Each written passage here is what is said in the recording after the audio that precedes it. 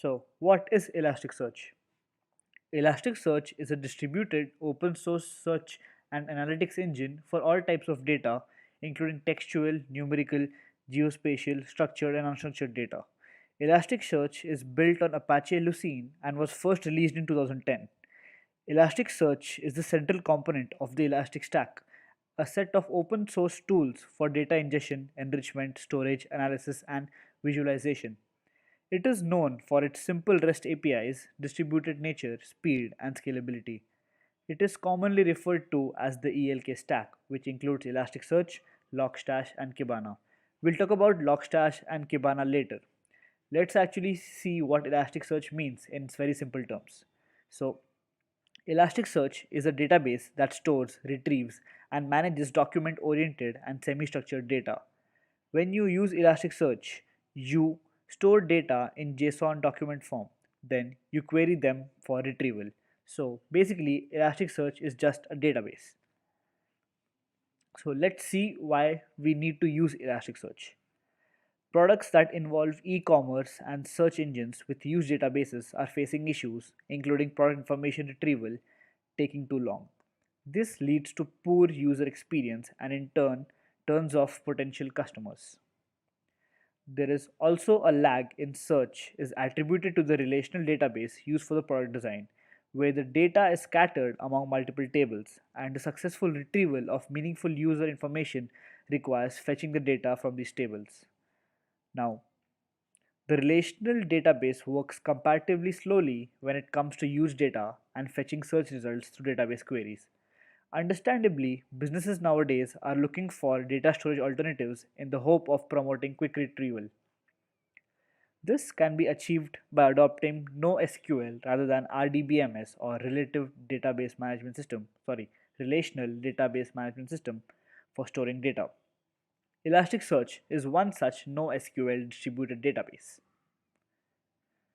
The speed and scalability of Elasticsearch and its ability to index many types of content mean that it can be used for many cases. Some of them are application search, website search, enterprise search, logging and data analytics, business analytics, and much more. So, how does Elasticsearch work? So, raw data flows into Elasticsearch from a variety of resources, including logs, systems, metrics, and web applications. Data ingestion is the process by which this raw data is parsed, normalized, and enriched before it is indexed in Elasticsearch. Once indexed in Elasticsearch, users can run complex queries against their data and use aggregations to retrieve complex summaries of their data. From Kibana, users can create powerful visualizations for their data, share dashboards, and manage the Elastic Stack. So, Kibana is used for data visualization and it also provides a very handy search bar which can be used to search your database in Elasticsearch. Now, this diagram shows how a query is executed for retrieval of information behind the scenes in Elasticsearch. After indexing the data into Elasticsearch, the user writes a query to fetch some data. In the diagram, the user wants to check if there is anything in the data that is indexed which matches the person attributed to Jack. After this, the search API is used to understand the query and search for the information in the index, and through the same API, the result is returned back to the user in JSON format. So, the query goes to the API, and then that API looks for the query or looks for the match of the person Jack in the index, which contains some shards. And shards we'll talk about in upcoming slides. And then the result is sent back from the same node to a response, which is also in JSON format. Now let's look at some basic concepts of Elasticsearch. First is cluster. A cluster is a collection of one or more servers that together hold entire data and give federated indexing and search capabilities across all servers. For relational databases, the node is DB intense. They can be n nodes with the same cluster name. Next is near real time. This is one of the popular features of Elasticsearch. Elasticsearch is a near real time search platform, and There is a slide from the time you index a document until it actually becomes searchable. Next is the index. The index is a collection of documents that have similar characteristics. Next comes node. A node is a single server that holds some data and participates on the cluster indexing and querying. A node can be configured to join a specific cluster by the particular cluster name. A single cluster can have as many nodes as we want. A node is simply one Elasticsearch instance. Next concept is shards. A shard is a subset of documents of an index. So an index can be divided into many shards, and this we had seen in the previous slide about the diagram where an index is divided into shard 1 to shard n. Now in this video we'll actually set up Elasticsearch and Kibana on a MacBook Air laptop. Now the process might be different, just a little bit different for Windows and Mac, but after one point the process is the same for both. So let's start. Now the best way to learn about Elasticsearch or to set up Elasticsearch is to go through the Elasticsearch documentation. You can also learn about it through the documentation as well, and you don't need to go through some external tutorials for this. So even in this video we'll actually go through the documentation and learn from it and actually set it up from scratch. So first let's download Elasticsearch, and for that I'll put the link to this website in the description. And what we need to do is we need to run Elasticsearch locally on either Linux, macOS or Windows. So I'm currently using a MacBook Air, so I'll download the MacBook Air zip file, and once this is downloaded you have to extract it. So you don't have to use these uh, commands, but you can directly just double click on it and then extract the folder. And now let's go and check the folder in our downloads directory. So here we have Elasticsearch after extracting it, Elasticsearch 7.5.1, the newest version. And after this we need to download something called as Kibana. So Kibana is a data visualization tool which you can use to visualize the data which you have in Elasticsearch.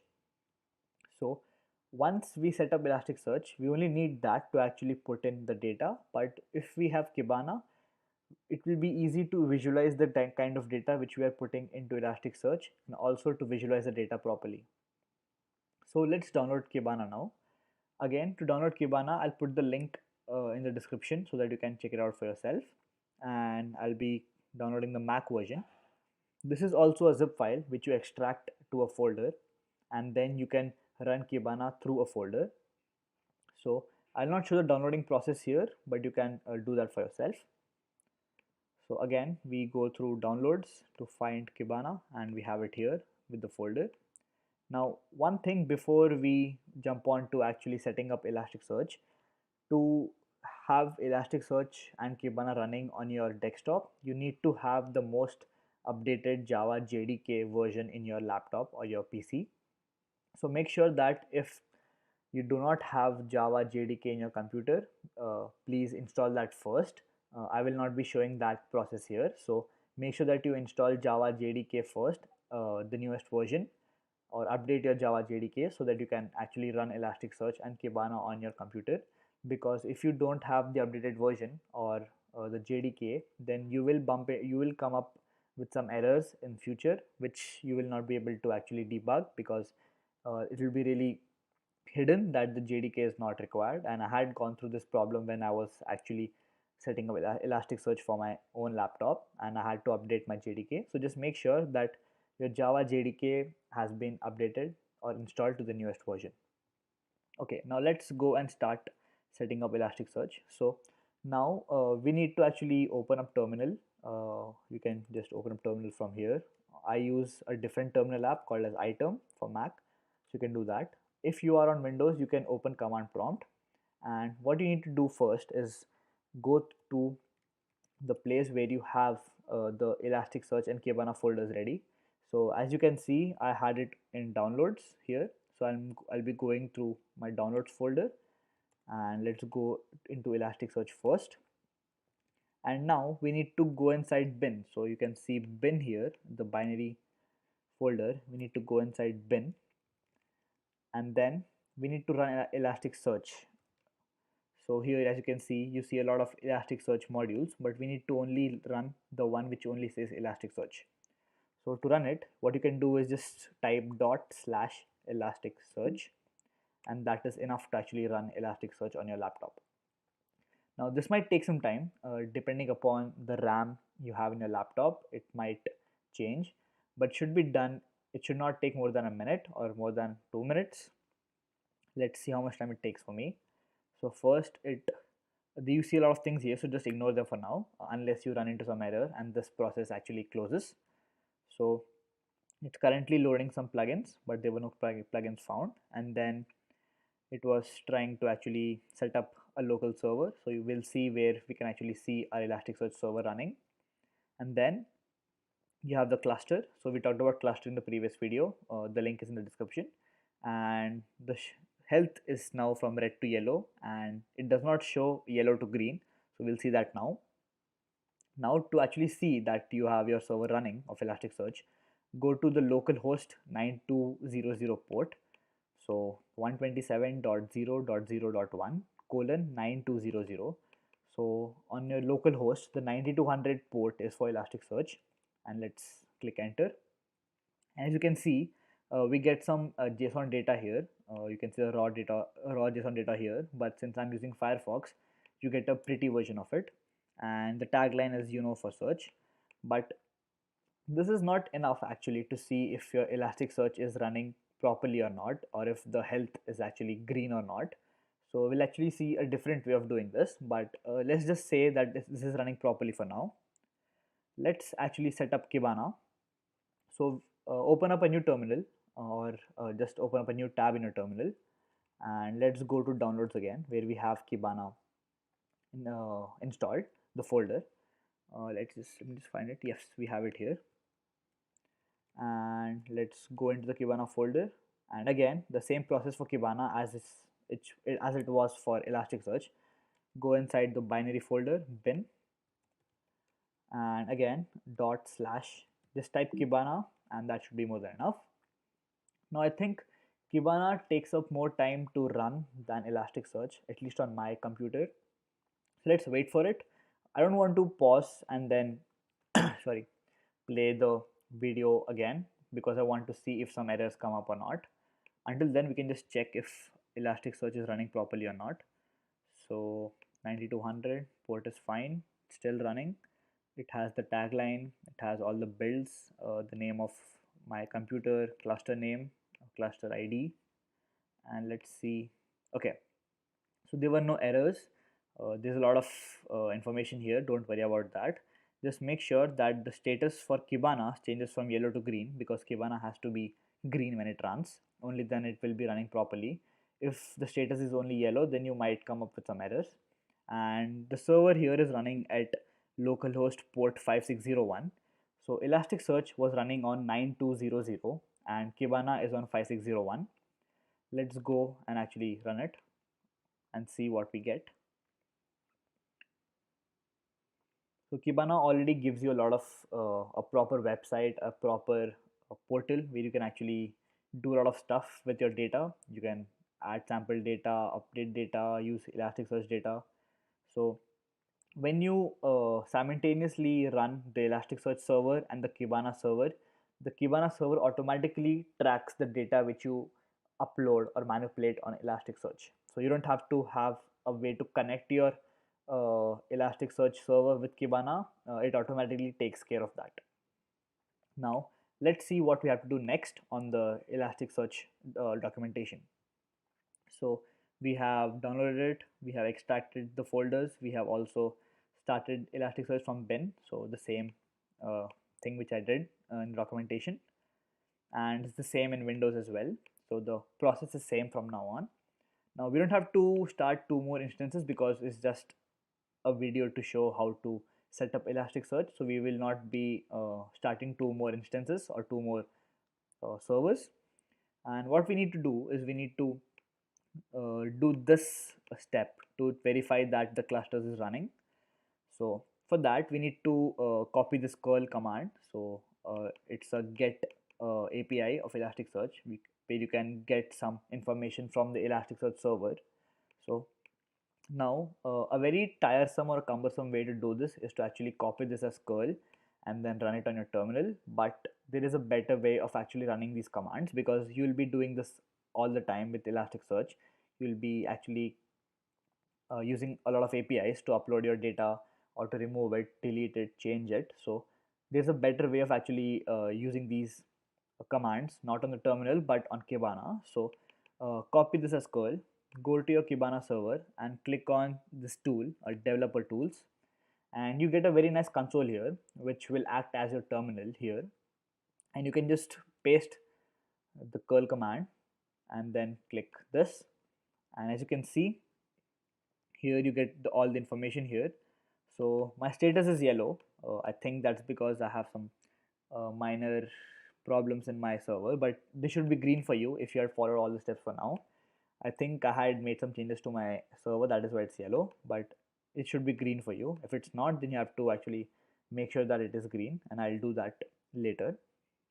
So this shows if your health of your Elasticsearch server is good or not, and this has to be green. Make sure that it's green. It's yellow for me, but for you it has to be green. And that is how you check whether your Elasticsearch server is running or not. And let's see what's next. So now we have actually finished this page of documentation, and let's actually move on to indexing some documents or adding some data to our Elasticsearch server. So since it's a NoSQL database, Elasticsearch is a NoSQL database, let's actually put up some JSON documents inside the index and see how it actually shows. So again, we have to use the put API to actually put some data into the Elasticsearch server. So here we'll use the same examples as in the documentation and see how this works. So again, we copy this as curl because that's the easier way of doing it. Go to the console and paste it and then click enter, and as you can see we get this JSON which has some metadata about the function or the command we just had run. So here we have made an index customer, as you can see here, and inside that we put a document of ID 1. So we gave it an ID of our own. If not, Elasticsearch will all give it an ID by itself, and it has to be pretty printed so that you can see it properly. And as you can see, the result is created, and you have 2 shards, one successful, nothing failed. And now let's actually get this back from the server. So now that we have put something here, let's just see if we can extract it back from the server or not. And for that we have the get API. So the put API is used to actually put some data into Elasticsearch, and get is to get some data back. So the process is the same again. We copy it as curl, go to Kibana, paste it, and as you can see the APIs are pretty common, pretty similar. We just change put to get, and we get customer and the doc one, so it's pretty intuitive as well. And we just make sure that it's pretty printed so that it's easy to read, and let's click this, and yeah, as you can see we get the metadata first and then the source. So the metadata is that the index is customer, the type is a document, and the ID is 1, and then we found the document which is 1, so found is true, and the source is that the name is John Doe. So this is how you actually put some data into Elasticsearch and visualize that or see that using Kibana. And after that, what you need to do is create an index pattern. So we will see this and how to actually upload bulk data in the next video, because I think this is enough for one video. I don't want to extend it to a very long video. So this was a very simple introduction about how to actually install Elasticsearch and Kibana on your desktop, and make sure that you comment down all the errors which you get, and I'll try to solve all those errors in the comment section as well. So before you actually comment, make sure that you have the most updated version of Java JDK, Java Development Kit, and after that use these websites which are in the description, the links in the description, to install Elasticsearch and Kibana, and then follow the process which I just did, and you'll be able to see it perfectly. In the next video we'll actually upload bulk data. So in real life situations we don't actually upload single files, right? We upload bulk data to your Elasticsearch server. We had installed Elasticsearch and Kibana on a Mac, and we also talked about the procedure to actually run Elasticsearch and Kibana on Windows or a Mac. In this video, we'll talk about the REST APIs which are provided by Elasticsearch. There are four, and also get into how searching works in Elasticsearch. So we'll see the basics of searching as well.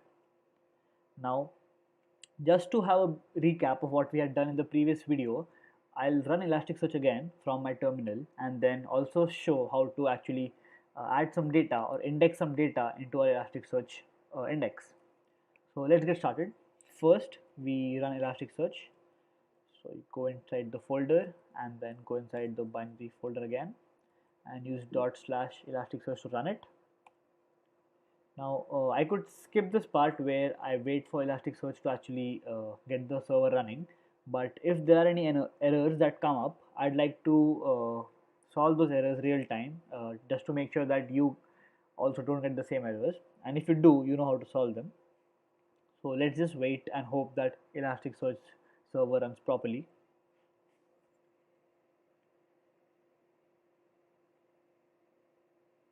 I think it looks good. The health status has changed from red to yellow, so that's good. Let's wait, and yeah, let's test it. So localhost port 9200 is where your Elasticsearch server is going to be there. So let's refresh this, and yes, as you can see, Elasticsearch is up and running. Now we need to run Kibana. So we had talked about Kibana in the previous video. Kibana is a data visualization tool for Elasticsearch. So the data which you index on Elasticsearch can be visualized, and you can do a lot of other features as well on Kibana. And to run Kibana, we have a similar procedure. So get inside the folder, go inside bin, and then run Kibana. I think Kibana is a bit faster than Elasticsearch when it comes to setting up the server. I think because Elasticsearch has to load everything which we had indexed back, so it has some data in it. It also has to manage that data, but since Kibana is just an abstraction or a visualization tool for Elasticsearch, it takes a bit less time. So as you can see, it has begun, and as you can see, the status has been changed from yellow to green, so we are ready. And yeah, before we go, as you can see, the server is running at localhost port 5601. So we check that port now. Just refresh this, and yes, so Kibana is also up and running. Now we had talked about this little hack in the previous video where instead of copying every command as a curl and running it on a command prompt or terminal, we can use something called as the developer tools in Kibana and use that to actually run our code or add some data to Elasticsearch. It is a very good way to actually see the output in real time as it happens, and also debug your code when you actually add something to Elasticsearch. So yeah, let's get started. So in the previous video we were here, so we were trying to index some documents to Elasticsearch. So let's do that again. So we had used put. So put is an API, index API. We'll talk about APIs in a bit. We had used that to actually add something or add some data to Elasticsearch. Let's use post. So put and post can be used in either or situation, but we'll not get into the depths of what is the difference because we can use both to add something or index something in Elasticsearch. So let's do that. Let's copy it as curl and just paste it here. It's that easy. Now let's make it as the sixth document and let the name be, I don't know, Elasticsearch. That's the best I could think of. Wow. And yes, awesome. So we use post here, put here. Now let's use post and make it 7 and let the name be Elasticsearch again. And as you can see, it was created primary term 7, sequence 6, so it starts from 0 to 6. Awesome. Now we know how to index some documents. Let's actually talk about the different kinds of REST APIs which Elasticsearch provides. So there are 4 major REST APIs which are provided by Elasticsearch. The most important is the index API, or how you actually add something to Elasticsearch. So it helps to add or update the JSON document in an index when a request is made to that respective index with specific mapping. So mapping is another property in Elasticsearch, or another concept which we'll talk about in the next video. Mapping is very important to know how to structure your data and to add some conditions or add some boundaries to your data. For example, if I only want an integer where there is an age parameter, I can use mapping to do that. So we'll talk about mapping in the next video, but for now we'll talk about the REST APIs and we'll get into the basics of searching. So we have the index API, which can be used to add some JSON document into Elasticsearch. Next is the get API. So once we have some data in Elasticsearch, we have to get that back, right? We have to see what we have inside our index. So for that, we use the get API. So this API helps to extract type JSON object by performing a get request for a particular document. So as you can see, the Elasticsearch provides you very simple REST APIs which you can run in your browser to get some data back or to put some data into it. You can also use a software like Postman, where you can uh, simulate the APIs, get and post APIs, or you can use the dev tools by Kibana to do the same thing again. All of them do the same thing, but I think the console or the dev tools console by Kibana is the best way to do it, because it helps you see the output right in front of you, and there's nothing else other than your query and the output. When you use Postman, there's a lot of other things which intimidate you or confuse you, as because it did to me. And if you use your browser, it is really not the best interface for that. So use the Kibana dev tools when you want to write a query and see the result instantly. Okay. Next is the delete API. So if you want to delete a particular index or delete some mapping, delete a document, you can do that by sending the delete request to Elasticsearch. And lastly is update. So if you want to update some documents which you have previously indexed into Elasticsearch, you can do that using the update API. Now, today we'll talk about the first two APIs. We'll talk about index and get. So we just saw how index API works to add something or to update a JSON document. And let's use the get API to actually get some results back, and also use the get API to know how search works. So basically in Elasticsearch, you want to search something, so that means you want to see the results of that search, right? So if I want to search for Elasticsearch or search for programming knowledge, I'll see or I'll get some results back, right? So that is why we use the get API to perform searching in Elasticsearch. So let's see that in action. Let me just close this. So let's actually just replace post with get and remove this, and let's see if we can get the 7 document again. So yes, so we get the 7 document. Let's see if there's a 6. Yes. Is there a 2? Yes, there is. Awesome. So that is how we get the documents back. And now let's see how search works.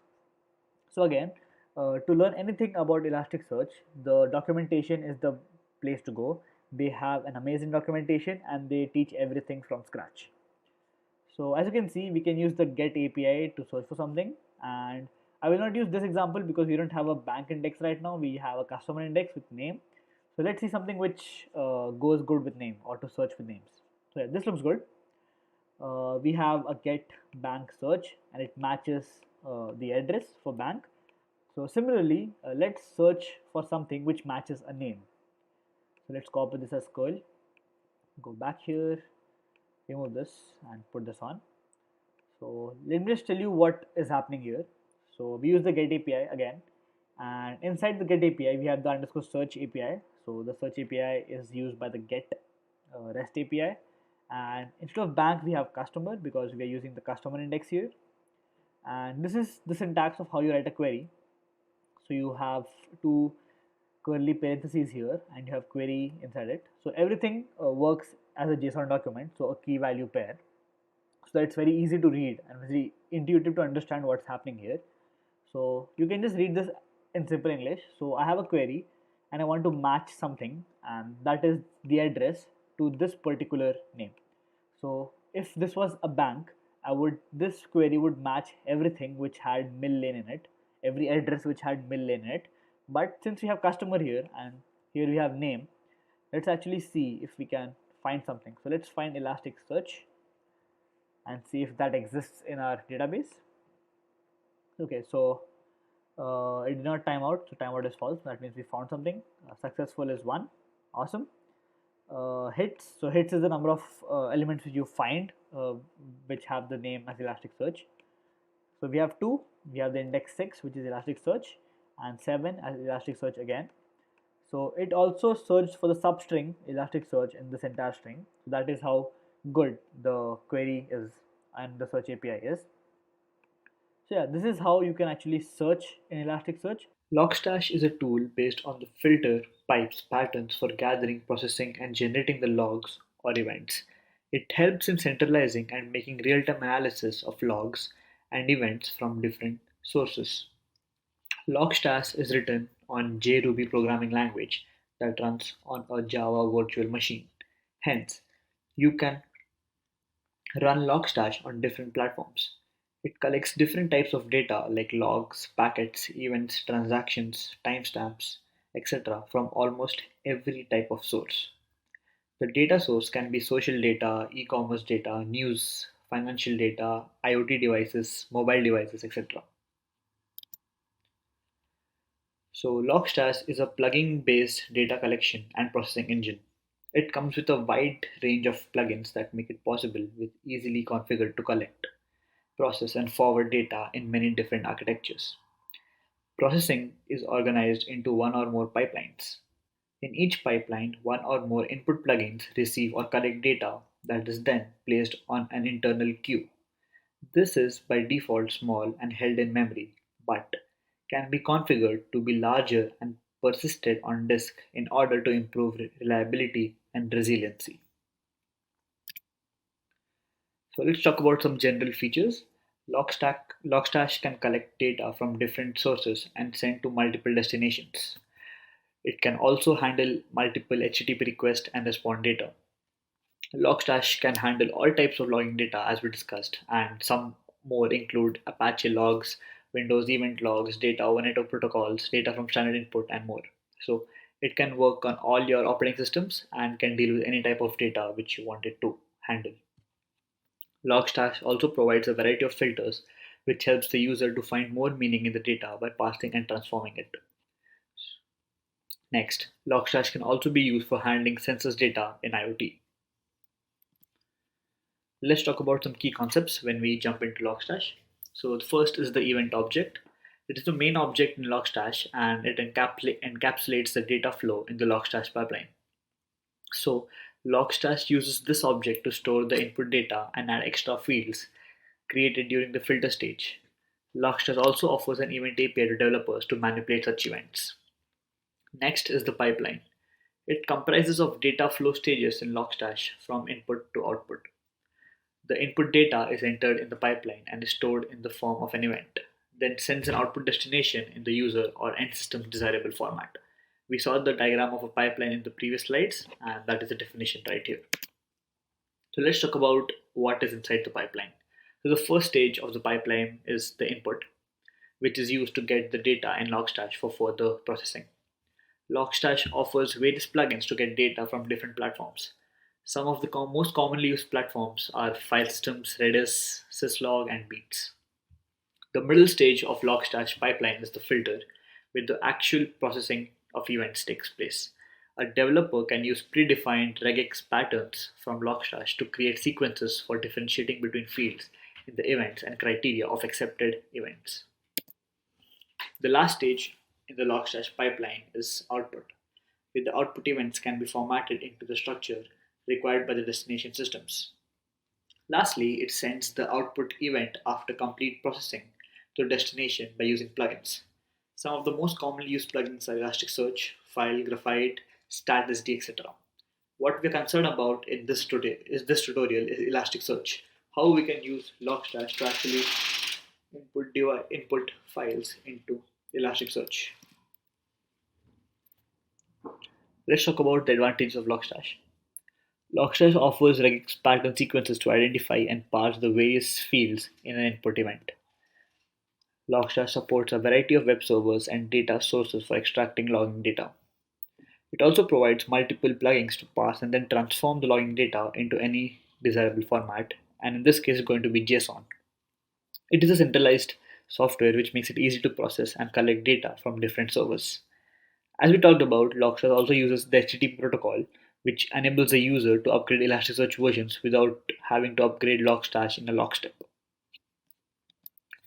There are a lot of disadvantages with Logstash, but I am mainly concerned with these two. So, working with Logstash can sometimes be a little complex as it needs a very good understanding and analysis of the input logging data. So, as a beginner, it can be very hard or intimidating to actually get into Logstash. And we'll talk about some workarounds for this. We'll talk about a tool which I have developed, which you can use to index files into Elasticsearch, a lot of files without using Logstash. But at some point, when you are scaling up, you have to stop making your own tools and give into Logstash. And that is when Logstash can be a bit too complex, but once you get the hang of it, it becomes very easy to use it. Next, the filter plugins are not generic, so you have to find a method so that you are able to correctly sequence the patterns and avoid errors when you're parsing files into Logstash and then output it to something else. So yeah, that was a very simple introduction of what Logstash is. Now we can go ahead and install Logstash and also stash our first event. So basically, we are going to perform a hello world of Logstash now. So the best way to learn about Logstash is the documentation. So any ELK stack, Elasticsearch, Logstash, or Kibana, can be perfectly learned and understood with the documentation itself. So during these tutorials, I'll also refer to documentation every single time and use some pieces of code from the documentation because they explain the concept very easily. So the link to all these websites will be in the description below, so you can check them out and start from right there. There'll also be a very good introduction to Logstash, a very good blog, and some other blog references which I have used to prepare for this tutorial. Okay, so just like Elasticsearch, the installation process is going to be the same as we discussed for Elasticsearch and Kibana. So the first step is to check whether your Java version is right or not. So make sure that you have Java installed, and once you run this in your command prompt or terminal, something like this should show up. So there is some extra cases for Linux systems as well. So make sure you read them before you jump into any downloading step. You can also install a binary and go ahead with that. I think that is what I did for this tutorial. I have a MacBook Air. So I downloaded the targ.gz file and directly placed that into my folder. Then there are some other ways of doing it. You can find the way which is comfortable with you. People who use macOS and you use the homebrew packet manager, they can also use these two steps, which I think are the most easiest and simplest step to download a Logstash on a macOS and start working with it. So once you do it, let me show you how it looks like. So you will have your Logstash folder in your downloads folder again, but I have dragged it to my home folder because I have Elasticsearch, Kibana, and Logstash at the same place, so I can use them together in the same directory. Then once you go inside, you have a binary file in which you have all the Logstash executables, and you can use these to start Logstash. So we'll see how that happens in a bit. So yeah, make sure that you have. It is recommended that you have your Elasticsearch server, Kibana, and Logstash folders in the same directory or at the same level, so that it's easier for you to uh, manipulate them at the same level and also use them side by side. So that is why I make sure that all my folders for the ELK stack are in the same level. So once that is done, let's see how we can start our first event. So again, I'll be using the documentation because it has a very handy documentation which you can use all the time to actually understand how Logstash works. So as we discussed previously, a Logstash pipeline has two required elements, the input and the output, and an optional element called as the filter. The input the input plugins consume data from a source, the filters modify the data, and the output tries to the destination. And here the destination is Elasticsearch. So we're going to perform an event. We're going to write something in the standard input and use that and check if that Logstash actually logged that event or not. So to test the Logstash installation, we run the most basic Logstash pipeline. So this is the most basic one. So let's do this. Let's copy the first line of code and we cd inside the folder. So we are inside Logstash now. Let me increase the size so that it's clear. Yeah, I think this is good. Yeah. So let's do that again. We cd into Logstash.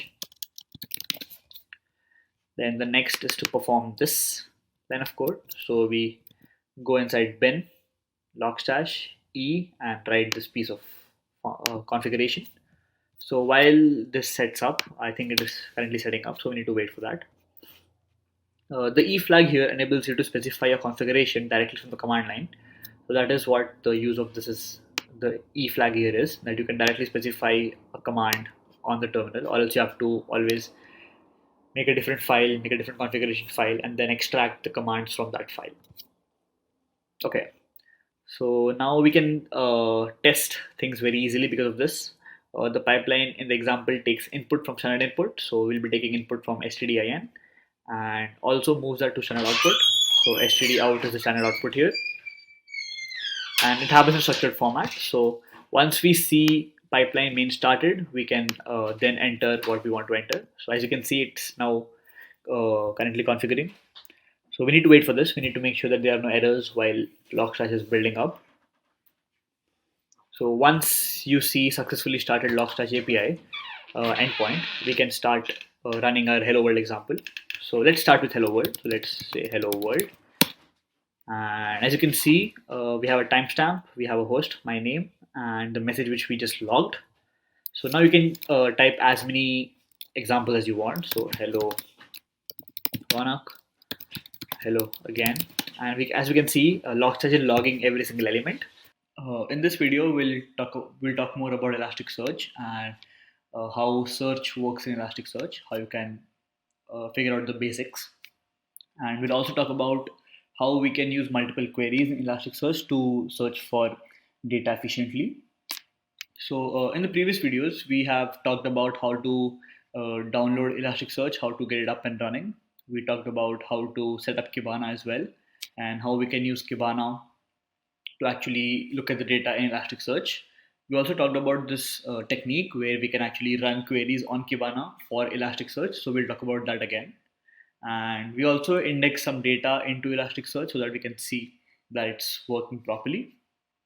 So in the previous video, I talked about how the best way to learn Elasticsearch is to go through documentation. So I'll continue with the documentation as well, and we'll look at the examples given in documentation and start learning from there again. So this is where we had stopped in the previous video. We talked about how to index some documents. There was also a video where we talked about how the APIs work. So Elasticsearch works on the REST API. We talked about different kind of APIs which Elasticsearch provides, and that information was enough to actually get started with actually searching and actually working with the main purpose of Elasticsearch and why it is preferred over other NoSQL databases. So, to start learning about how search works, we need to index some data, not very less data, but some data in bulk. So, we'll start with that. And in Elasticsearch documentation helps you here as well. So, we have this data here called as accounts.json. So, let's just see that for now. So, this is a lot of data which we can actually use to search for.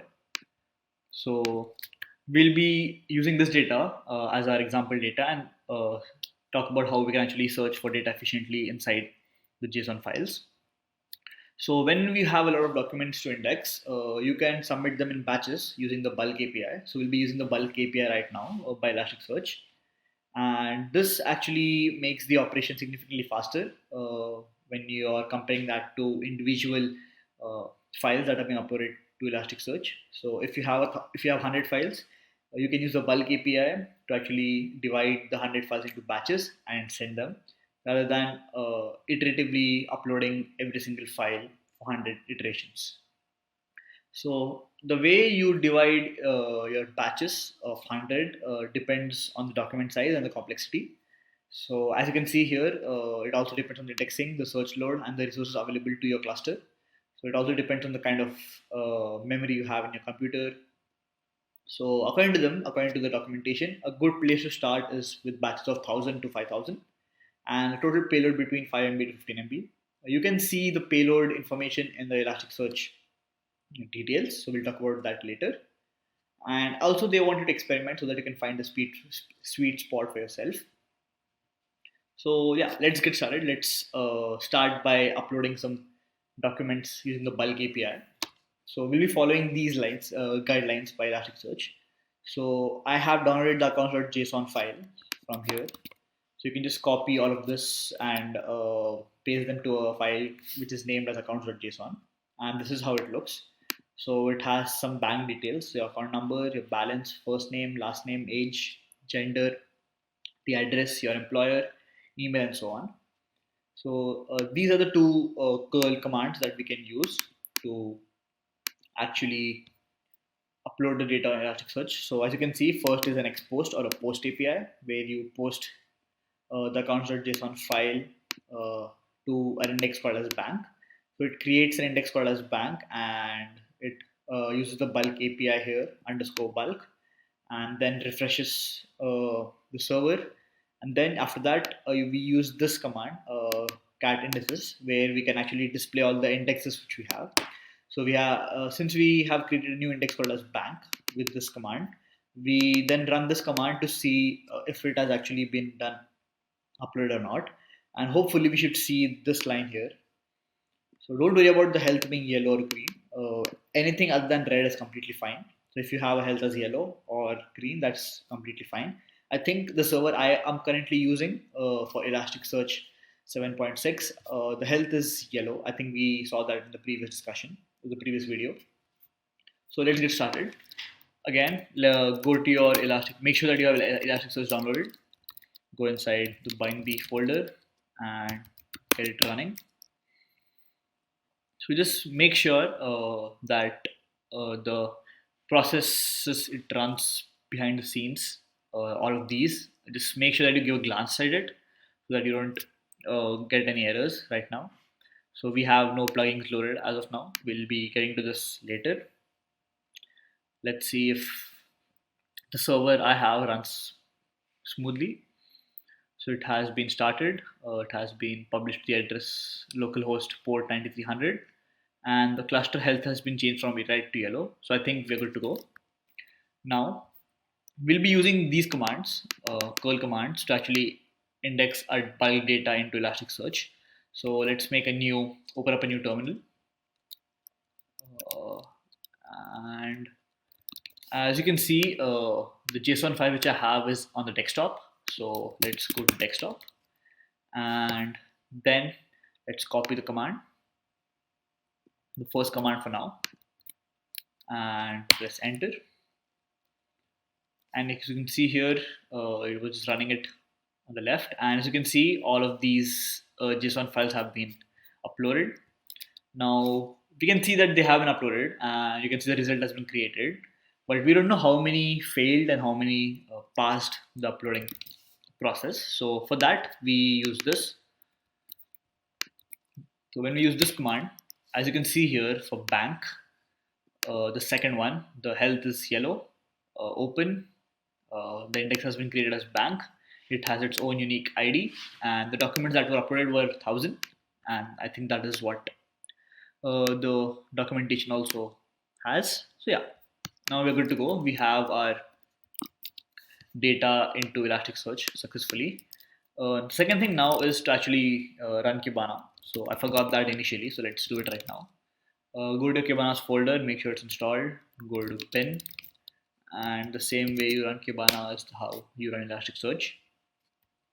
Let's wait for it to load. So currently, I was able to run the command using the command line because I have curl installed on my computer. But if you don't, then we had talked about a different way to actually use these commands. It was through Kibana. So you need to have curl installed in a computer to use it from Kibana as well. But it's much easier to do it with Kibana because you can see the outputs clearly. So let's see how that works now. So yeah, I think the server is ready. And let me just look for the port where we have it. So the server is running at localhost 5601. Let's copy that and paste it here. Oh wow, not that, just this. Yep. I know, I'm sorry, I didn't want to search this, and I think we're good to go. Yeah. So now we have opened Kibana, and let's see how we can run our commands for Elasticsearch via Kibana.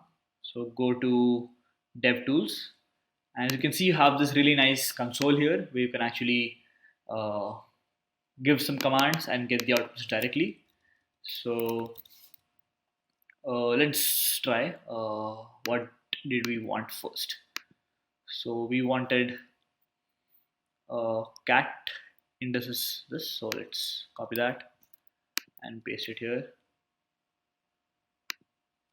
And as you can see, you get the output directly here. And as you can see, the command also changed. So we had a curl command and it directly got converted to the API. So we have the get API and we have to cat displace the indices. So that's how we can actually use the console by Kibana to actually see our output directly. So yeah, now we have successfully indexed some data, and now let's start searching. So after this, when you click on the next uh, heading, that is start searching, we can actually see how they want us to search. So what we need to remember before we get into this is that Elasticsearch is a NoSQL database. So everything is in a JSON format. So you have a key value pair, and even when searching for it, you use JSON format with the REST APIs to actually perform the search. And this actually makes it really intuitive to use because you can just form these JSON files and read them as English. So we'll just try it right now. So without any context, without knowing anything about what this is doing, we can actually read and understand what's happening here. So without learning about what the search API is, you want to get something from bank, the bank index. You have a query, okay. So we don't know what query is right now. And you have a query which says match all and there's nothing inside. So it basically says match everything is what I'm actually understanding from it.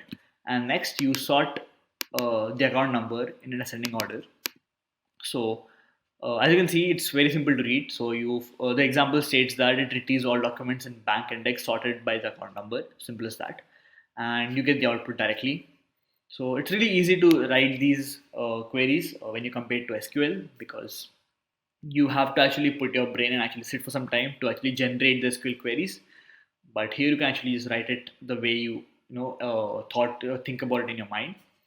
So once you have ingested some data into the index, you can search it by sending requests. So you're sending a REST API request to this underscore search endpoint. Now this is called as Elasticsearch Query DSL. What we're going to do here. So these are the basics for that. So let's start with this. So let's copy this and see if this works for us. Sorry. Yeah, so it took 32 milliseconds. We have a lot of things going on here, so let's actually see what all of them mean. So we have the same output. This is what all of it means. So the took says how long it took Elasticsearch to run the query in milliseconds. So it took us 32 milliseconds to do it. Then the next is timed out, whether the request of search timed out or not. So this might happen sometimes where Elasticsearch is looking for something which doesn't have, so it times out, the request times out. Just how a simple REST API works. And then you have shards. So we talked about shards in the first introduction to Elasticsearch video, where we talked about how Elasticsearch works behind the scenes. So it divides the document into shards, and then each shard had its own number of documents, and then it loops through all the shards to see if it has found a document or not. So the shards key here shows how many shards were searched and a breakdown of how many shards succeeded, failed, or was skipped. Max score is something which is really important, and we are going to talk about this intensively in the next few set of videos. It is a score of how of the most relevant document found. So the score is null here because we didn't match anything. So when we actually use the query capability, then that is when we have a score where you give a score to each and every result you get. So higher the score, more the relevant document is for the query. Less the score, the less relevant it is. Next, hits.total.value. So how many matching documents were found. Hits.sort, it sorts position. Hits.score, again the relevant score. not duplicable when using match all, so we need to know that. Now, the next thing which we need to know about the search function, the search API, is that each search request is self-contained. So there is no information that is being maintained across these requests. So each request is an individual request, and there will not be any sort of information that connects any request before it or after it. So that's how REST API works. So each REST API request has its own information, and it's completely separate from the other ones. So that is something which which we need to know, because when it comes to SQL, that might not be the case, but for NoSQL and for particularly the Elasticsearch, each request is self-contained.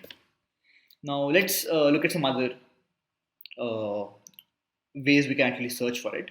So now to search through page hits, to search through the search, and we have the account number ascending order, but you just need everything from 10 through 19. So start from 10, or start from size 10, start from 10, and only search until the next 10 files. So 10 to 19, and we can run the same thing. You can copy it as curl, or view in console directly opens up this page. So Elasticsearch has this really handy thing called view in console. It opens up the exact same page and runs it for you, but we know how to do that, so we'll be doing this right now.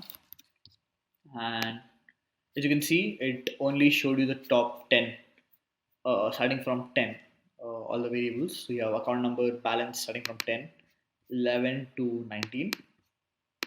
Pretty simple to actually use it directly. And now this is good because we are using the sort function from and size, which are easy to learn. But what we need to do is actually search for something internally, search for a phrase, search for a name or a number. So that is where the query function comes into the picture. So now let's use the query function, match the address, which is mill lane or mill or lane completely. So this piece of function will match the address key to the mill lane value, but it only searches a substring, so it contains either mill or lane. So let's copy this again and see how this works. As you can see, it searches for all the addresses where it's mill lane. So 198 mill lane, 990 mill road. So it either should have mill or lane. But there might be a time where you need both mill lane to be present in the address, and that is where you use match phrase. Yeah. So now this will match the entire phrase, as you can see, and only matches the addresses that contain the phrase mill lane. So let's run this now. Yeah, as you can see, there's only one address which has mill lane together in it, and that is how it works. So now these are very simple queries. These are single queries and they're easy to use. But usually you have to construct complex queries just like SQL. And for that you can use something called as bool here. So you can use bool to combine multiple queries criteria. You can designate the criteria as must match, should match, or must not match. So it's either required or it's desirable. It can have it, or it should not be present in your results. So let's see an example here. We need to search the bank index for accounts that belong to customers who are 40 years old, but excludes anyone who lives in Idaho or the ID of that place. So it's a complex query, so we need to use bool. And the customers must be of age 40, so it must match the age as 40, but it should exclude or it should not match anyone who lives in ID. So it must not match people who live in the state of ID. So pretty simple, pretty clear. We'll actually write our own queries in the next video. I'm just going through the queries given by Elasticsearch, but in the next video we'll actually write our own queries and see how easy it is to write them from scratch. Let's copy this and run so that we know how it works. As you can see, it matched everybody from age 40, and none of them have the state ID as uh, Idaho. So it's MOOR, PA, MT, etc. etc. And yeah, so use bool to create some complex queries here. Now let's take it a bit more complex and use something called as filter. So it filter affects whether or not document is included in the results, but it does not contribute to how documents are scored. So now, for suppose you want a request that uses a range filter. So you want to range between some files. So for example, you want people who are not underage, but also who are not senior citizens. So you want people who have their starting age from 18 and they go up till 50 or 60. So that is where the range filter can come into the picture. Here they have used it to check the balances. So if you want to get the results of accounts with a balance between $20,000 and $30,000 inclusive, what you do is you have the range filter and you want to range the balance, which has the amount. And now we have something called as GTE and LTE here. So GTE is greater than or equal to, LTE is less than or equal to. So what this is doing is that match all the documents but filter them by range on the balance where the balance is greater than or equal to $20,000 and less than $30,000. So let's copy this and just make sure that it's running again. It should be running.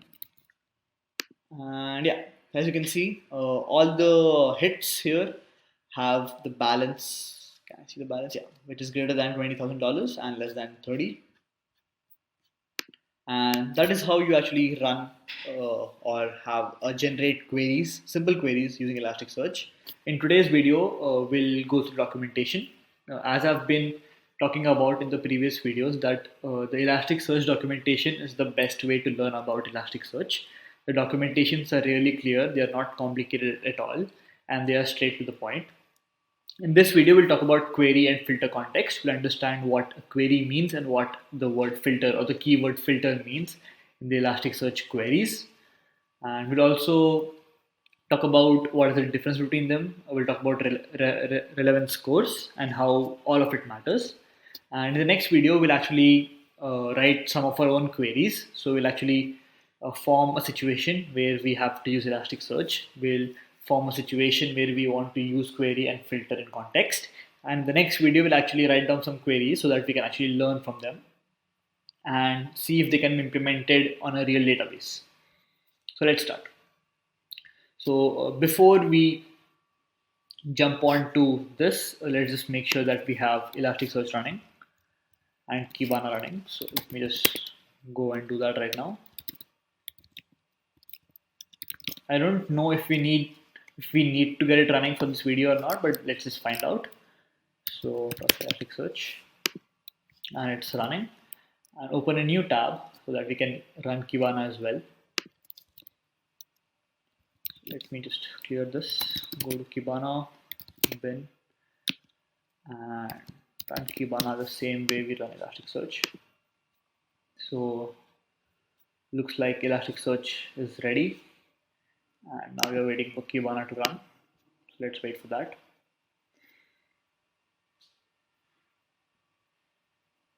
And yeah, so Elasticsearch is running right now at 9300 port, and the cluster indices have been recovered from red to yellow, so we're good to go. You might not always be green, your cluster health, or sometimes it gets to yellow, and there is a reason for that. But since this is just a video to teach about query and filter, we will not worry about the health of the clusters. And yeah, so even Elasticsearch and Kibana both are running. Let's just make sure that they are running on the browser as well.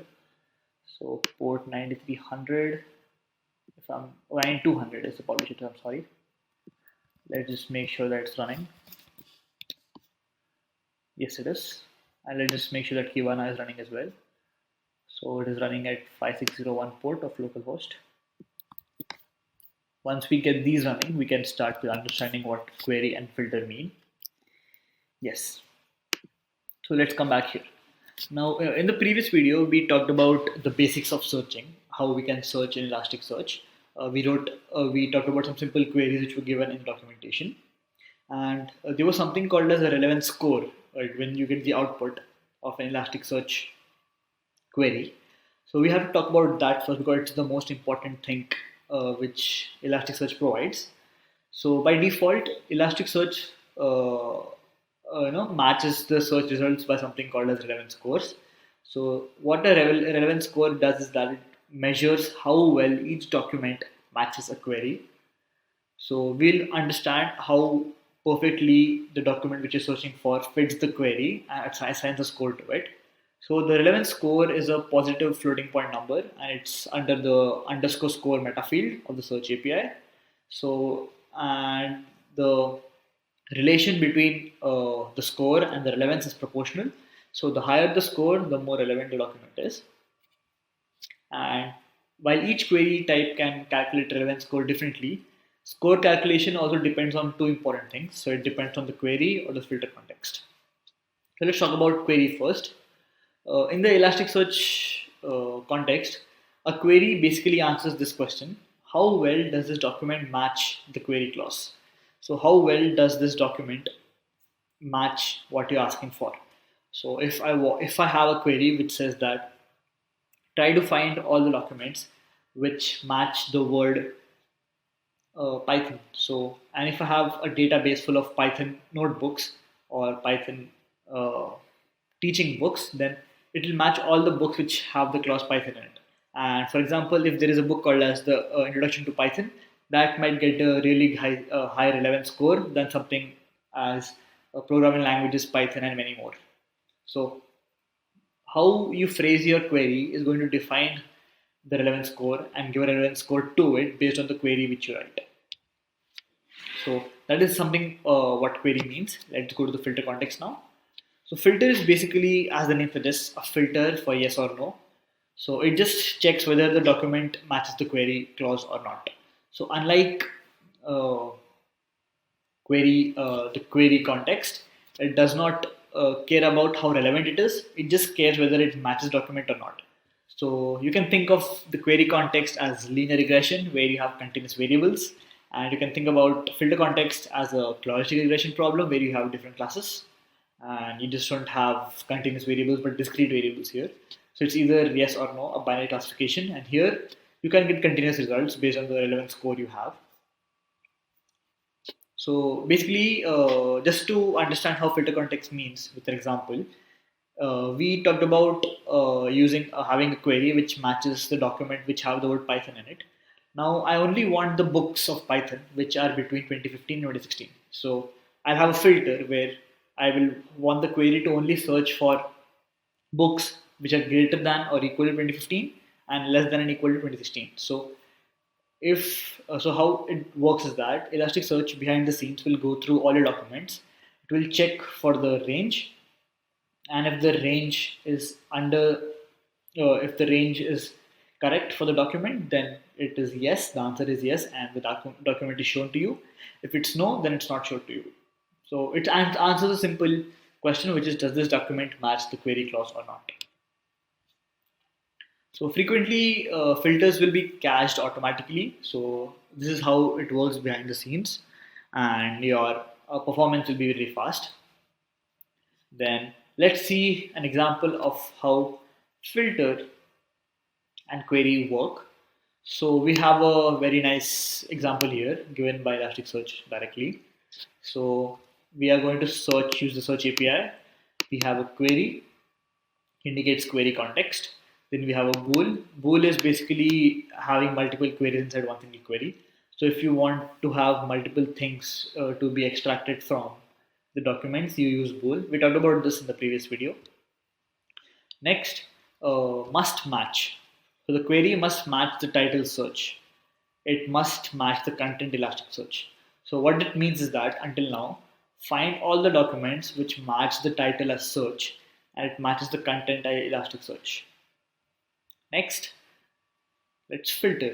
Let's filter the term as status is published. So it will only get the documents which have the title search, content Elasticsearch, and they are published, and they have a range. So if it's published after 2015. So what this query here is doing is that it's using both query and filter in its context and giving us back the data where the document title matches search, the document content matches Elasticsearch, it is published, and the published date is greater than 2015. So this is how we can use complicated queries and simplify them and use them using Elasticsearch. In the previous video, we talked about query and filter context, and in this video, we will start writing some example queries of our own. Just to have a recap, we talked about the query and filter context, where we talked about what are relevance scores, what does query mean, how does the score affect the query, and what are filters. We also ran some examples where we talked about how these work in detail. And in today's video, we'll actually talk about how we can write our own queries to find something in a database. Now, before we write some queries, we had talked about indexing documents in one of the previous videos. I'll link it in the description. And for writing queries for this particular video, we have to have the accounts.json data indexed in our Elasticsearch database. So make sure you follow this website and you have downloaded the dataset into Elasticsearch and indexed it properly.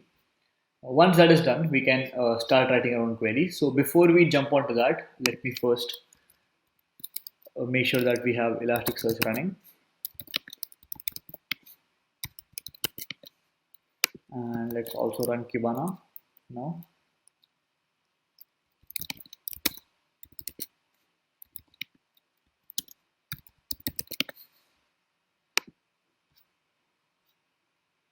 Let's just wait for Elasticsearch and Kibana to get running so that we can start writing the query. So until this happens, let's just see what the query is. So we have an example here. So we have to write a query to search for addresses that have either a lane or a street in the name. So the address should either have a lane or a street and have a balance between 20,000 and 30,000.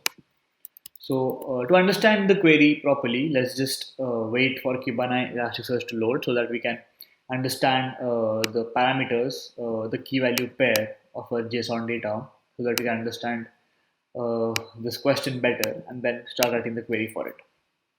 Let's just make sure it is up and running. Yeah, I think it is. Let's just go refresh Kibana and see if it's here. Yes. So now before we jump on to writing the query, let's actually create an index pattern on Kibana. So we're using the bank database.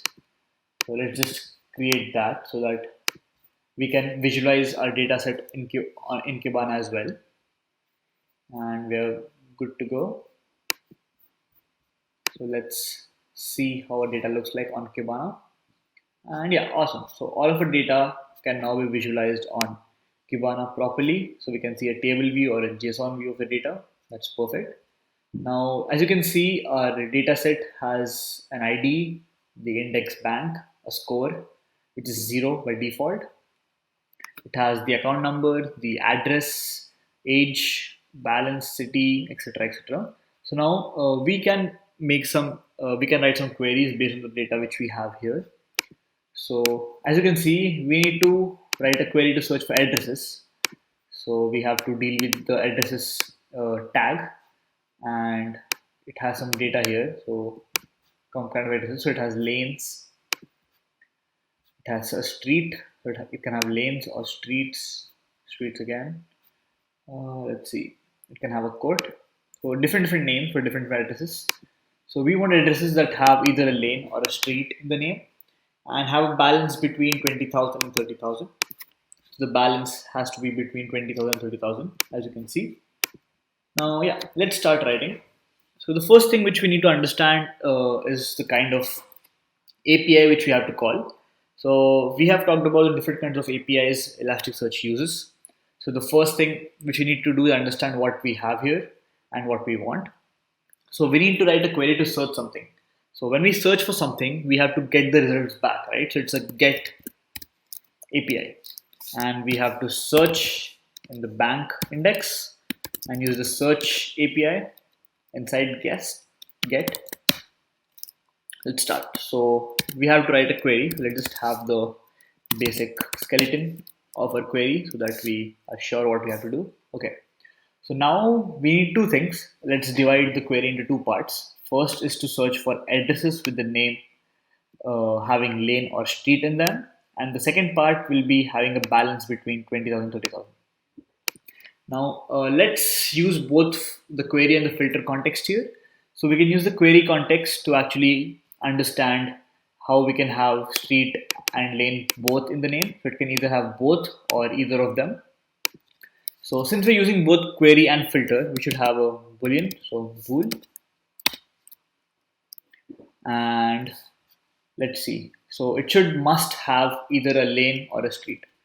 So a must, and it should match. Now it should match the address, and something which I think is interesting here is that we don't have to have multiple match statements for lane and street.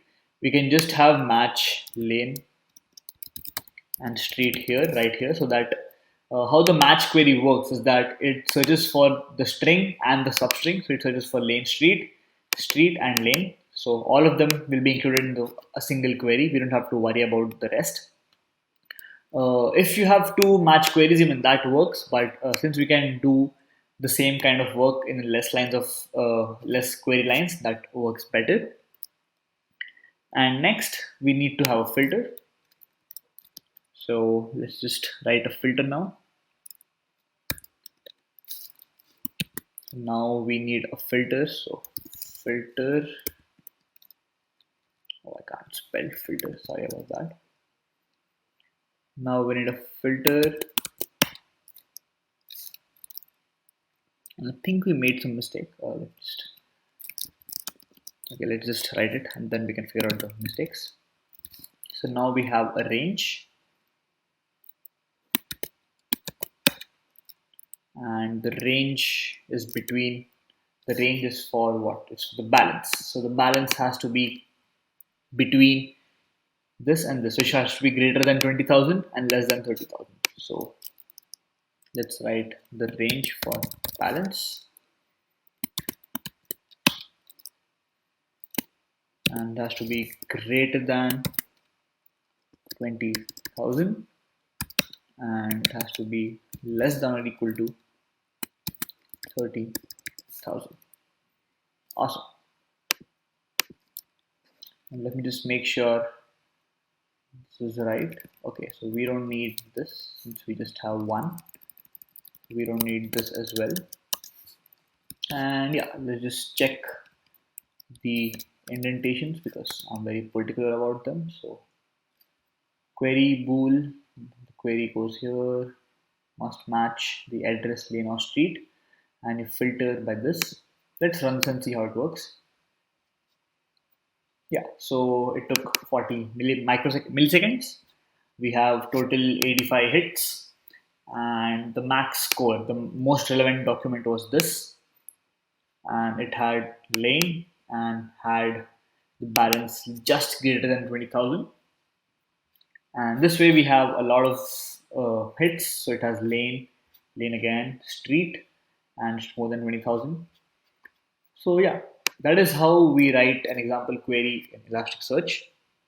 Just to reiterate on what we had done here, we had to write a query to search for addresses that had either lane or street in the name and had a balance between 20 and 30,000. We started off with a get API, a get search API, had a query. It had both query and context, sorry, query and filters. So it must had to match lane and street, and or had to filter between the balance 20,000 and 30,000. So that is how we write a query. In today's video, we'll actually jump into compound queries, understand the different types of compound queries that are available, and see how they work. In the next video, we'll actually implement compound queries and try to also generate a use case example for it. In the previous video, we had written our own queries, very simple basic queries to understand how query and filter contexts work and also understand how the relevance score works. Today, we're going to jump a bit into the advanced concepts and understand why compound queries are important. So, just like a SQL database, even in NoSQL databases, you need to write compound queries, and that is where you'll be working on most when you apply for a job. So let's just start. The first compound query which we're going to talk about, which you guys probably already know, is the Boolean query. So it is just a default query for combining multiple query clauses, for example, as, must, should, must not, and filter clauses. So whenever you use a Boolean query, you can work with multiple queries at the same time. So let's see an example of how this works. So here in the example, as you can see, we use the Boolean keyword. Then the way we read it intuitively is like this. So first, it should must match the term where the user is kimchi. It should filter all the tags where the tag is tech. It should not have people from the age greater than 10 and less than 20. It should also match the tags which is wow and Elasticsearch. The minimum number of matches that it should show is 1, and the boost or the relevant score that all of this should get is 1. So we'll talk about the boost keyword here in some time because that is something which is new. But we get the idea. Boolean query helps us add or use multiple queries at the same time. The next one is boosting query. So boosting returns documents which match a positive query but reduce the score of documents which also match a negative query. So this comes into handy when we actually deal with real life use cases. So let's see the example here first, and then we can actually relate to a real life example. So the example given by the documentation states that if you want to up the score of the text which contains apple, you give it a positive score, and if you want negative scores to be assigned to pie, tart, fruit, or crumble, you assign them to a negative score. Now you can just specify that a specific term should be positive or negative, or you can also give the score which you want them to have. So here they want the negative term to have a boost of 0.5. So whenever you get a text which has pie, tart, fruit, crumble, or tree, they will be having a score of 0.5. Now, this can be helpful in a lot of ways. Something which we're going to talk about is the COVID 19 news. So, now there's been a lot of misinformation where people have been protesting that the people should not stay at home and they should actually go out and save the economy. And there have been a lot of efforts by multiple organizations, such as Facebook and Twitter, where they're trying to not show the news which support not staying at home. So similarly, that is not exactly what they do with Elasticsearch, but we get the idea that you jump up the positive terms where you talk about staying at home, social distancing, quarantine, and you give a negative score to news such as you don't stay at home or you go out and save the economy. That is how the boosting query works. The next query and the last query which we're going to talk about for now is the constant score query. Now, there might be some cases where you would like some terms in your database to have a constant score, while the others might have different scores. So, for example, you always want the name of a person to start with R. So, whenever you want that, you can assign that a constant score, and then when you search for those specific names, you get a constant list of names, and the other queries which you have in your compound query will have different scores. So let's see how it works. This is where the boost key term comes into the picture. So constant score also works as a filter, works in a filter context. So basically, what we're saying is that if you assign a constant score to a term, just make sure that the term is there in the search results. If it's not there, leave it out of the picture. And you can also assign it a custom score. So if you want the score to be 1.2 or 0. 0.2 times the other search results, you give it a boost of 1.2. And that is how a constant score query works. In this video, we'll actually write the three compound queries which we learned about in the previous video and see how they work. Now, before starting the video, we have our Elasticsearch running and Kibana running as well, so that we can directly start writing the queries and get the results. And these are the queries which we talked about. We talked about the Boolean query, which is the default query for combining leaf or compound query clauses, must, should, must not filter clauses. And we talked about the boosting query, where you can assign positive and negative boosts to your queries, where the relevance of the score of documents changes based on whether it's a positive query or a negative query. And the last thing which we talked about in the previous video was the constant score query, where it wraps the query into another query and executes it in a filter context. So all the matching documents are given the same constant score. We talked about these. We talked about the individual working, how they work, how they can change, and why they're important. In this video, we'll actually write some queries. So we'll actually make up some scenarios where we have to write some queries for a database. So in the previous videos, we have talked about using the banking database, which was found in the documentation. So there, please check. I'll have the link in the description. You can download the database and index it to Elasticsearch. And now we can start writing our queries. So the first query is the Boolean query. We talked about this before where we wrote our own queries. This was the first query which we wrote. But since it also is the first compound query, let's write again. So what we need to do here is that we need to write a query to search for addresses that have either a lane or a street in the name and have an account balance between 20,000 and 30,000. So since we're using the banking database, the database has the addresses and the balance of a person. And we need to write a query to search for addresses that have either a lane or a street and have a balance between 20,000 and 30,000. So let's just start writing it. First, this is going to be a get API call to search, and we have a query, and inside a query we have bool because we're going to use that, and inside bool it should must match either lane or street. So let's write must first, and let's write it properly in our way, not autocomplete. So must match the address, and the address can be lane or street. So wait, I think I missed the match. Yep, must match the address. And we have talked about in the previous videos is that we have to match either lane or street, but match searches for the substring as well.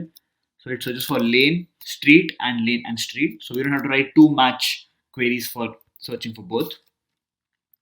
Now we're good. Now do. Now we need filter because we want to filter out a balance between 20,000 and 30,000. So filter, and since it's going to be a range, the field is balance greater than 20,000 or equal to and less than 30,000. And this is how we write a simple Boolean query where we have must and the query context and the filter context together in a single query. Let's run this. And as you can see, we get the output. We get total 85 hits. We get the church lane and it has around 23,000. We get pools lane with 24,000. So it's as you can see the relevance score as well. And that is how a Boolean query works. This had already been discussed in detail in the previous videos, and I'll link that in the description as well. Next comes the boosting query, where we actually give a positive score to a certain query and negative to some based on how we want it. So here we just have a simple use case where we have to write a query to search for addresses that include church and lane both, but we want to prioritize church over lane. So sometimes we have a database where we want to find all the people who are living in an area, but we want to only prioritize people who live near a church or have a church in the names to prioritize, and that is where the relevance or the score of documents come into the picture and where boosting queries can really help a lot. So let's see how we would write this and actually also give it a negative boost score as well, which I think we've seen here. So let's give it a negative boost of 0.5 just to see how it works and see what the difference it makes. Again, we have a get request and search API, which we need to get back. Let's have some parentheses right there. So it's a query, and what we're doing is boosting. The syntax, I'm referring to this syntax here. So this is what I'm currently typing, and I'm using the same format or the structure of these queries so that I can understand them better. So don't worry about knowing the syntax for how to write these queries. Just see the examples on the documentation, how they write it. It's pretty intuitive. It's pretty easy to understand that we are having a query. We are performing the boosting API. We have positive terms. We have negative terms. We are assigning some negative or positive boosts to it. And that is how it works. So don't worry about the syntax. The syntax can be learned, or do not worry about it. Worry about how to frame the queries based on what use case you have. So let's continue. We have positive and we have a term. So the term goes like ADDRESS and the address is church. Okay, awesome. So we give 2 and now we have negative and we have a negative term, same as before. And the term is address and we want lane to be negative. Now skip 2 and give it a negative boost. So let's give it a 0.5 and see how that works. So here what we did was we wanted to search for both church and lane, but prioritize get the church results first and the lane second, and you want the difference of that to be by 0.5. So let's see what I mean by that. Now we've run this and let's just focus on the score first. So we get two options, we get two outputs, Church Avenue and Church Lane. As you can see, Church Lanes comes last and Church Avenue comes before. Now look at the score here. That's the score. The score is 5.99. Let's take it as 6. And the score for the second one is 2.99. Let's take it as 3. So the negative boost reduced the score by half, exactly half. So the first result which we get is 366 Church Avenue has a score of 5.99 and Church Lane has by 2.99.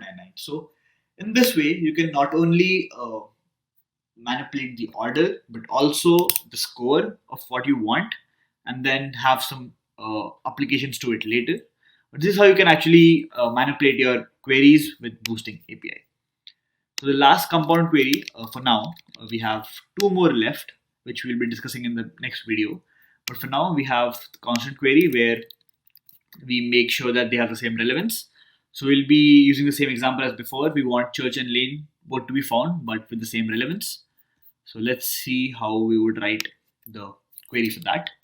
And as you can see, I'm using Kibana, the dev tools in Kibana right here, the tool here, dev tools. And as you can see, you can write this in real time, search for it. You don't have to do any curl commands as copy as curl and run it on your terminal. You can use this console. It's pretty intuitive, pretty easy to use. And as you can see, I can have different parts of my query. So just running this will not run the entire script. It will only run this part, and I can run each of the parts fragmented and individually, which is like really great. So let's write the third constant score query. Sorry. Okay. So get bank, and we need search. So just make sure that before you see the implementation, you just pause the video and try to write the query as well. There won't be much changes to do in the query. You can just see the documentation, see their examples. I've been mimicking the examples because the documentation, as I keep specifying, is the easiest place to learn from, and it's really good. So just see the structure in which way they write their queries, and you can just follow the structure and write your own queries in the same way. So let's go. Query, and the query has constant score, and the filter has term, and term is address and church. I'm sorry about the sound behind. Just bear with me for some time. Okay, so it's church and lane. Let me just go back to church now. Yep. So this is for church. Everything, all of it gets, all the hits are only for church. And now I copy the same thing and do the same thing for lane. So if I don't do it for lane as well, I can just get the same outputs. I get church avenue and church lane. So the database is put in that way so that we can do outputs. But if you have more addresses which have church and lane common, you can just type lane here and you can get the common score for lane as well. So yeah, for church we run this and the output is church lane and church avenue. And you can see the score is 1.2 and 1.2, which we actually asked it to. So if you put as 1.00, we get the score as 1.0, 1.0. So yeah, so that is how we write compound queries using Elasticsearch in Elasticsearch. In this video, we'll talk about full text queries in Elasticsearch. In this playlist, in the previous videos, we've talked about how to set up Elasticsearch, how to index our first query, how to upload multiple documents on Elasticsearch, and we also talked about query DSL, where we talked about query and filter context and compound queries. Now, we move on to full text queries. So the full text queries enable you to search analyze text fields such as the body of an email. The query string is processed using the same analyzer that was applied to the field during indexing. Now full text queries can be grouped into the following queries. The first is intervals query. So an intervals query is a full text query that allows fine-grained control of the ordering and proximity of matching terms. Let's see what this means. So the intervals query returns documents based on the order and proximity of matching terms. So the intervals query uses matching rules constructed from a small set of definitions. These rules are then applied to terms from a specific field. Now, the definitions produce sequence of minimal intervals that span terms in a body of text. These intervals can be further combined and filtered by parent sources. Let's see the example request and understand how intervals work. So here we are searching and we want to use a post API, and we are searching at my text, all of it. The order is true, so it's going to be ordered from top to bottom, and it's going to match my favorite food first. So there's going to be an order that is going to be followed. So it's my favorite food, no gaps, and it has to be ordered again. And after my favorite food, it should match any of the following. It should match hot water or cold porridge. So my favorite food is cold porridge can be a possible answer, the possible document that can be retrieved. As you can see here, the following intervals search returns documents containing my favorite food, immediately followed by hot water or cold porridge in the my text field. So in this way, we return the documents which are based on some order and the proximity of matching terms. So the search would match a my text value of my favorite food is cold porridge, but it will not match when it's cold. My favorite food is porridge. So the order here is very important. That is why we use the intervals query. Now the next query is the match query, which we have already seen before a lot of times, but we'll reiterate and see how it works again. So the match query is the standard query for performing full text queries, including fuzzy matching and phrase or proximity queries. Let's see the match query in detail.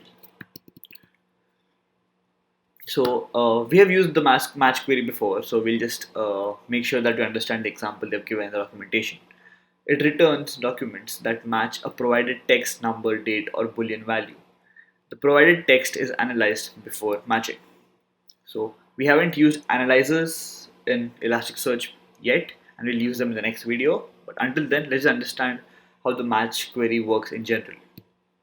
So here we have an example query where we want to get some results back, and we match a value with the query is this is a test. So this will return all the documents which have either this is a test entirely or has this or is or a or test. So it is going to match the entire string or even a substring. That is what the match query is used for. Let's see the next query.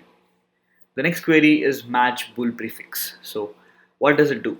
So match bool prefix query creates a bool query that matches each term as a term query except for the last term. which is matched as a prefix query. So we have talked about what bool is. Bool is to use complex queries or to make multiple queries in one single uh, form. So we can use the bool query or the match bool prefix query to match each term as a term query except for the last term. Let's see how this works in depth. So a match bool prefix query analyzes its input and constructs a bool query from the terms. Each term except the last is used in a term query. So the last term is used in a prefix query. So let's see an example. Now, if we want to find all the messages which start or which have quick brown and has anything which starts from an F later or the prefix is F, this is how we write the query. Now, this will match all the message values which have quick brown fox, quick brown face, quick brown fountain, etc. etc. Now, this query can be also written in this way, which is much more easy to understand, but it's a bit more complicated to write. So here we have query bool and it should match the term quick, as you know, should also match the term brown, but the prefix of the message can be F. So the value of the message key should have quick and brown and any word that starts with the letter F or has the prefix F. So we'll look at the difference between match bool prefix and match phrase prefix later. Until then, let's move on to the next full text query. The next full text query is match phrase query. I think we have seen this before as well. So like the match query, but used for matching exact phrases or word proximity matches. Let's see what that means. So the match query analyzes the text and creates a phrase query out of the analyzed text. So let's see what that means. Now here we have the same message, this is a test, but we have a match phrase instead of match. Now if this were a match query, then it would match the entire string or also a substring. But for match phrase, it would exactly match the entire string and not the substring. This is the difference between match phrase and match. So this is not case sensitive, so it will match everything that has a capital T or a capital I or capital A or any capital letters in between, but it should have the entire phrase inside the sentence or inside the value of message. If the entire phrase is not available inside the message value, then it will not return that document as a relevant document. That is what match phrase query was about. The next is match phrase prefix query. So it is just like the match query, but it does a wildcard search on the final word. Let's see what that means.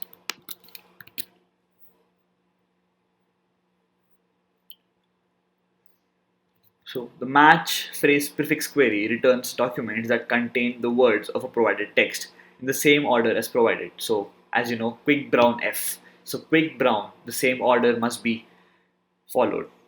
The last term of the provided text is treated as a prefix, matching any words that begins with that term. So let's see what that means. Here, the following search returns documents that contain phrases beginning with quick brown F in the message field. Now this search would match a message value of quick brown fox or two quick brown ferrets, but not the fox is quick and brown. So the order here matters for the match phrase prefix because quick brown F is treated as a phrase. The entire string is treated as a complete single phrase. So quick brown F should always be there. So here as you can see, quick brown fox matches, quick brown ferrets also matches. The two can be before it, but since it is matching quick brown ferrets in the same order, it is a relevant document, but not the fox is quick and brown. So this is the difference between match phrase prefix and match boolean prefix. So let's just see the difference again. So the important difference is that the match phrase prefix query matches its terms as a phrase, but the match bool prefix query can match its term in any position. So here it can be quick brown F or brown quick F or quick F brown. The example match bool prefix query above could match a field containing quick brown fox, but it could also match brown fox quick. So the order is the difference between match phrase prefix and match bool prefix. It could also match a field containing the term quick, the term brown, and a term starting with F appearing in any position. So, since it's a bool, when you write it again, either match quick or brown or any prefix starting with F.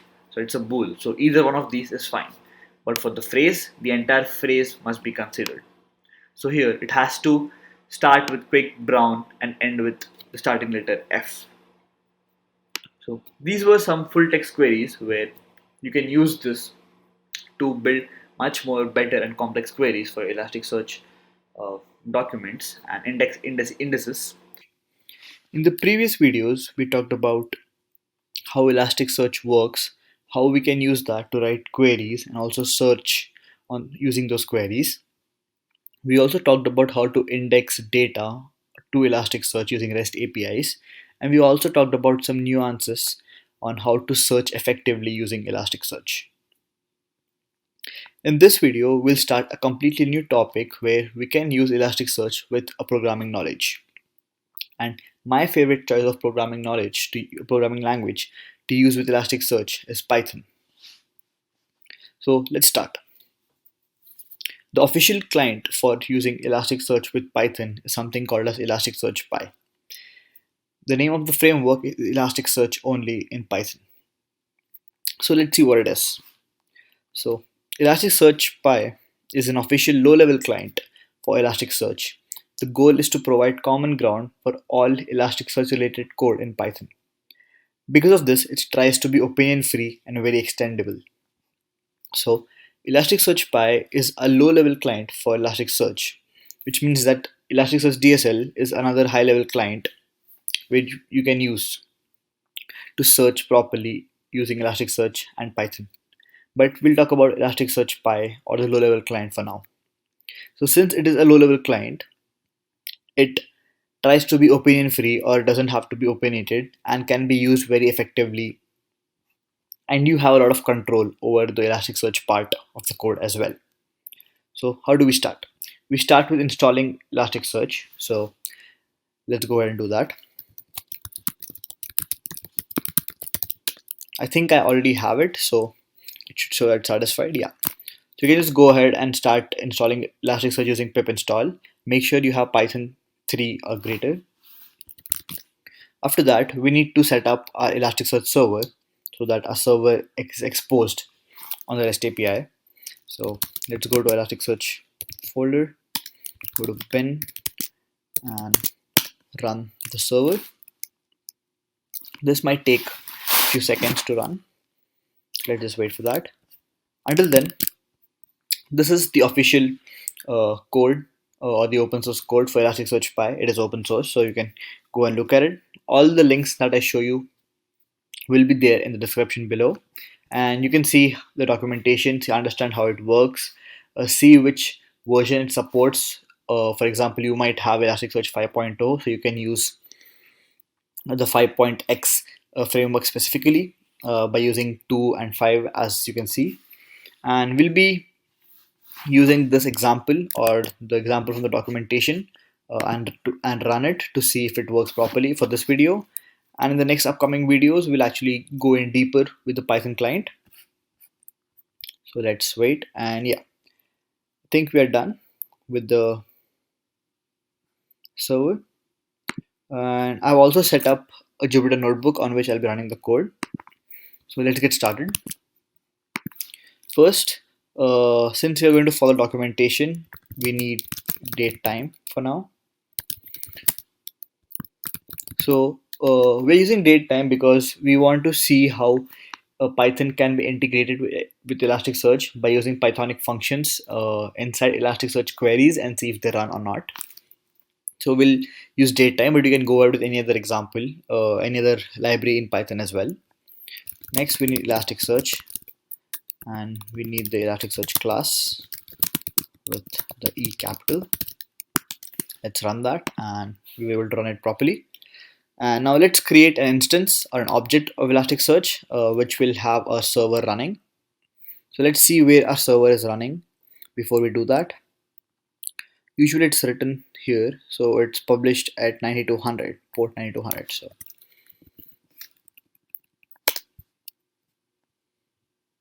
yeah, as you can see, our server is up and running.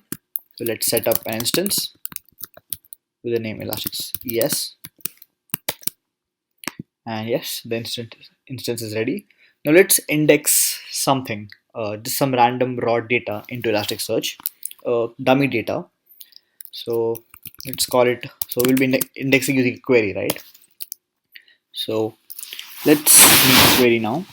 And I'm currently following the official documentation, so you can always refer back to the code to make sure that I'm not making any mistakes along the way. And you can also play around with the example so that you get a better understanding of the Python client. So let's say we have some random data, uh, and the timestamp for this data will be gathered by datetime.now. And yeah, that looks about right. Now we have a query. Now let's index this using the index function. So es.index. Let's create an index. Let's say my index as I'm following the documentation. The doc type will be a test type. It can be anything you like, so don't worry about that. Let's give it an obscure ID. Let's see what the documentation uses.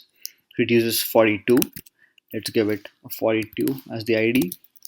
We'll be retrieving the data that we have just indexed in the next piece of code. So we just want to retrieve by the ID.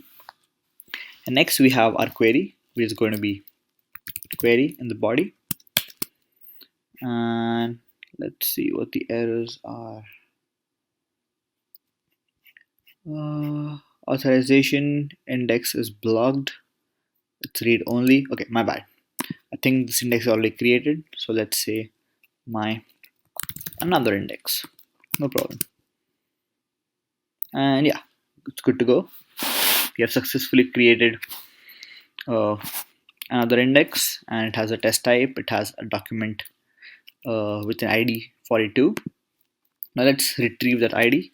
So we use the get API to retrieve an ID or retrieve data from Elasticsearch. So we'll go ahead with that. Use the get function. The index is going to be my another index. I had to give it a really bad name because I already made the my index before, so I'm sorry about that. We have the doc type, which is the test type, and ID equal to 42. Now this will give us back a dictionary or a dict, which is similar to a JSON, and we just want the source of the JSON, which contains this data, any data and a timestamp. We don't want the entire list, but we can get that as well. So let's just first see what the entire output looks like. So let's call it output. Sorry. Yeah. Let's see what output looks like. So we have the index, the type, ID, version, uh, found. It was able to find a data which had an ID 42, and the source contains our final information which we need. So let's output that. So we have to print the output. We don't need to print, it's Jupyter Notebook. So output. Let's retrieve the source and wrap that around a string. And yeah, so as you can see, we were able to retrieve the data which we indexed on Elasticsearch using the Python Elasticsearch client. This is a very simple basic example of how to use the Python client for Elasticsearch. And as we can see, it has a lot of other features as well. So it translates basic Python data type to and from JSON. The date times are not decoded because Elasticsearch itself has its own way of dealing with date and time kind of data structures. So for that reason, they're not decoded properly. It automatically configures discovery of cluster nodes. So we'll talk about this later in the upcoming videos. It has persistent connections, so we were able to set up the server and run our code very easily. It has load balancing across all nodes. So when you are scaling up your data set and how you have a lot of data, load balancing helps there. Failed connection penalization. We'll talk about this in the next video. It has thread safety. You don't have to be worrying about a deadlock or any other OS or underlying issues. And pluggable architecture. So we were able to set up Elasticsearch for a third-party programming language very easily, and all these features make Elasticsearch very easy to use with the Python programming language. In the previous video, we talked about how we can use Elasticsearch with a Python client using the official Elasticsearch package in Python. We also talked about a high-level client called as Elasticsearch DSL, which we'll be looking into today, and also being having a brief introduction about what it actually means. So, what is Elasticsearch DSL? It is a high-level library whose aim is to develop writing and running queries against Elasticsearch. So, pretty straightforward. It is used to write and run queries against Elasticsearch, and it is built on top of the low-level client. So, it provides a more convenient and idiomatic way of writing and manipulating queries. So it stays close to the Elasticsearch JSON DSL. It mirrors the terminology, the structure of how you actually write an Elasticsearch query, and exposes the whole range of DSL from Python, either using classes or query set like expressions. It also provides additional optional wrappers to working with documents as Python objects. So you can define mappings, retrieve and save documents, wrap the document data into user-defined classes. So you can write up your own class and mimic that class as an actual data source of your data on Elasticsearch. So today we'll just have a simple example of how to use Elasticsearch DSL. Just follow the documentation, and in the upcoming videos we'll be using both Elasticsearch and Elasticsearch DSL together to see how we can write more complex queries and use Python as a means to do so. So before we start with the code, this is the official GitHub source for Elasticsearch DSL Pi. You can see how to install it. We'll go and do it right now. Put install Elasticsearch Pi, and just give me a minute. Elasticsearch DSL. I'm sorry, and it's already done.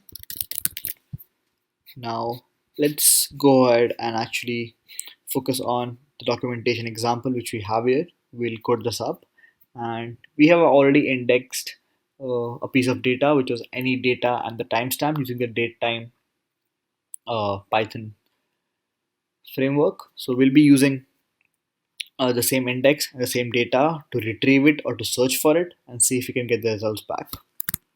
So let's get started. As usual, first we need to spin up our Elasticsearch server. So let's do that. Make sure you have the most recent version of Elasticsearch. If not, you'll have to make sure that the Elasticsearch DSL Python package or the PyPy package which you install is also the one which supports your Elasticsearch version. So until this is getting ready, let's see the compatibility issues. So yeah, as you can see, make sure that you have the latest version if possible. If not, use any of the major versions. This is how the requirements in your setup or TXT should look like. Okay, think we're good to go. Let's check if our server is up and running, and it looks like it is. So let's go ahead and see how we can use the Python client for Elasticsearch DSL. Let's actually see if we can use both together or not. So from Elasticsearch, import Elasticsearch like we did in the previous video. That's nice. And from Elasticsearch DSL, we import search because we want to search the data which we have indexed in the previous video. So es equal to Elasticsearch. Let's spin up an instance, and Okay, this is working. Let's just make sure this is working again. Let's have a search using ES. The index we want is my index, if you remember. Let's query this. So as you can see, it is a very high level client. So we can use simple functions like search, query, etc., etc. And you'll see how easy it is to actually code up a search query using Elasticsearch in Python right now. If you want to match uh, any, because any was our key and the value was data. So let's see, we can find something which matches the same thing, and let's store the response uh, into a variable. So I start execute. So we execute the search query and we store the response here. Awesome. Now let's see what the response looks like. So although we know that there's only one set of one piece of data on the server or on the index, but let's just see how it would be if you would have multiple. So in for hit and response, I'm just following the documentation, so I'll be using the same structure. Let's print the score uh, of the search query. How good was it? Let's make it a bit fancier.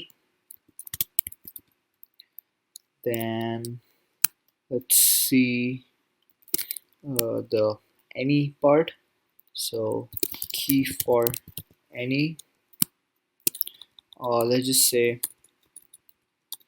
source file. Source, yeah. So the source was hit.any if you were able to find it, and hit.timestamp if I'm right.